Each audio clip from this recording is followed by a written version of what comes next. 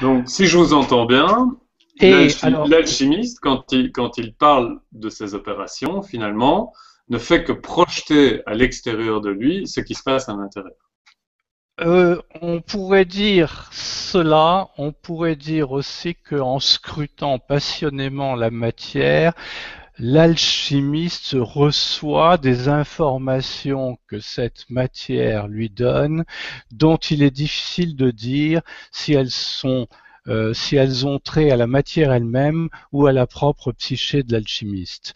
Bon, il y a des liens quand même très étroits, semble-t-il, beaucoup plus étroits que ce que l'on a considéré pendant plusieurs siècles entre la psyché et la matière. Mhm. Alors pourquoi est-ce que Jung, qui était un scientifique, enfin qui affectait de l'être en tout cas, s'est passionnément intéressé à l'alchimie.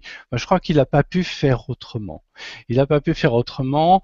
Il a été aspiré par ce corpus, ces images, ces symboles qui correspondaient assez étrangement à ce qu'il observait en accompagnant ses patients. Bon. Par ailleurs, peut-être qu'il y a dans la philosophie alchimiste des antidotes à cette séparation excessive entre la psyché et la matière qui caractérise la pensée philosophique occidentale. Peut-être qu'il y a des antidotes également pour traiter différemment la question du bien et du mal. Mais enfin, ça nous entraînerait sur un autre sujet qui fait l'objet de mon deuxième livre, on en parlera plus tard. Euh, c'est vrai que Jung a risqué sa réputation en s'intéressant à l'alchimie. D'ailleurs, certains de ses proches l'ont quitté ou n'ont pas compris du tout.